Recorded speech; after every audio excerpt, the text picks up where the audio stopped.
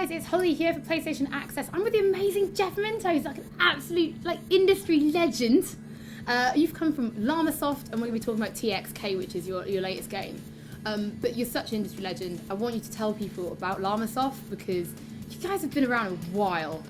Yeah, just a bit. Llamasoft was founded in 1982, and since then we've done games across more platforms than I can actually remember, really.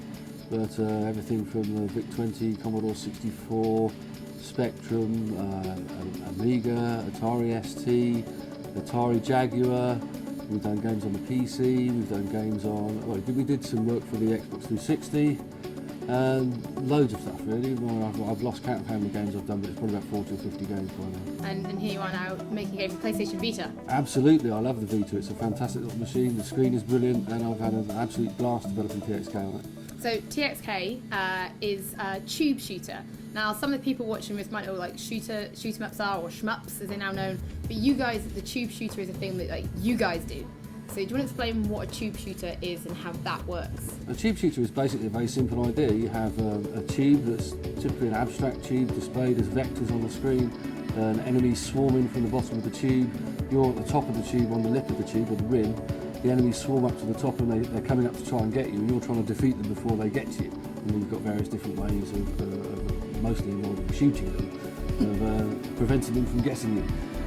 Now, the game itself has a spiritual successor, but how have you guys worked on making a game that still feels new and has new ideas? Because it's not just reinventing an old game. You guys have actually made this completely from the ground up, completely different. Yeah, I mean, this is a spiritual successor to a game which we did 20 years ago, and there's plenty of stuff which is new in it. There's new kinds of enemies, new kinds of weapons. I like to involve the geometry of the surface you're on in the difficulty of the game, so you'll find in certain levels there are enemies which actually disturb the geometry of the surface you're on. They start folding it up and twisting it around while you're trying to move around with it. And it makes for a very interesting evolution of the gameplay from what is a quite simple starting idea. I mean, if you look at the actual basic idea of a tube shooter, you'd wonder how it could still be relevant in this day and age. But when you play TxK, you'll find out. Now, the music, you told me this is really interesting.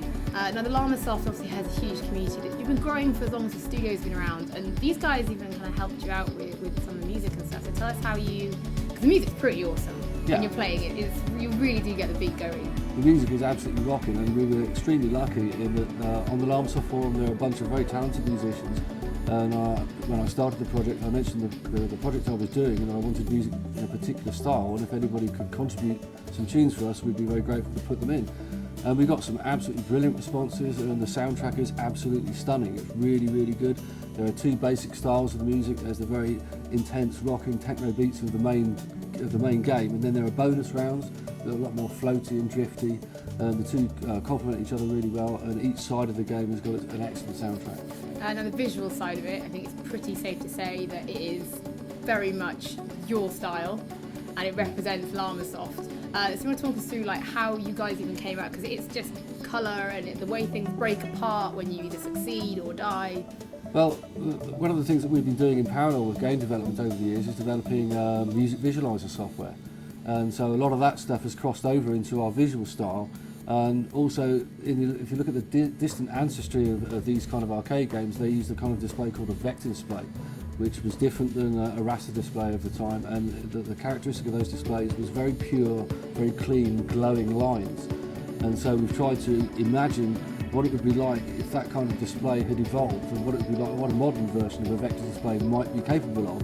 And this is what we've effectively simulated with the graphic style of TxK. And it looks absolutely stunning. It really suits the Vita screen, because the Vita's got the very deep blacks and the very vibrant colours, and it just looks beautiful on the Vita. So it's a thing of beauty, it really is. Now, aside from just looking good on the Vita obviously adds new elements to it. I remember when we had it paused just now, we were able to kind of move around and change the angle. So what has the Vita allowed you to do that you probably couldn't have done on other platforms?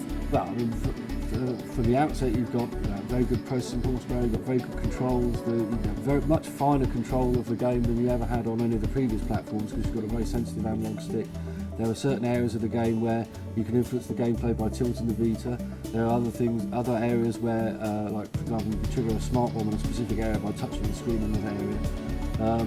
We haven't gone crazy, trying to use every single bell and whistle that's on the Vita, but I think what we put in there is done quite subtly and fits into the game very naturally. I think the whole genre of shmup is kind of really coming back, and we're seeing quite a few different people now bring it back to life. For people who are quite new into them, is it going to be like an easy road, or is it you can just learn as you go? Good luck, and off you go.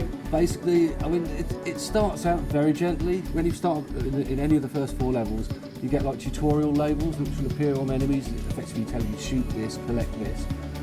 If you just play through that, then it'll lead you very naturally into the difficulty of the game. It doesn't start getting sort of crazy difficult until you're a good sort of 16, 17 levels in. So that's plenty of time for people to settle into the game, I think. Amazing. So I think you finish up then. When we'll be expecting to see TxK available on Vita? I'm hoping we should be able to see it in the next month or 2, really. I'm very close to going into beta test now, and so it's really just a question of getting through beta test, getting through QA, and then as soon as we get a slot to have it out, it should be either this side of Christmas or just after Christmas, I would think. That's where I'm aiming for. So plenty on the way for shooting fans. Thank you so much. Seriously, it's awesome to meet you, because you've just been doing this for ages and forever, and no one has made more games, I think, in the UK than you. So well, it's an absolute pleasure to be here. You can go back. Jeff has pet sheep, and I'm really excited about the fact that you have pet sheep as well. We have 9 pet sheep, and they're all spoiled rotten. They love their cuddles and their fuss. Love it, I love it. Jeff, thank you so much, and good luck with getting into beta and obviously bringing out TxK as well. Thank you.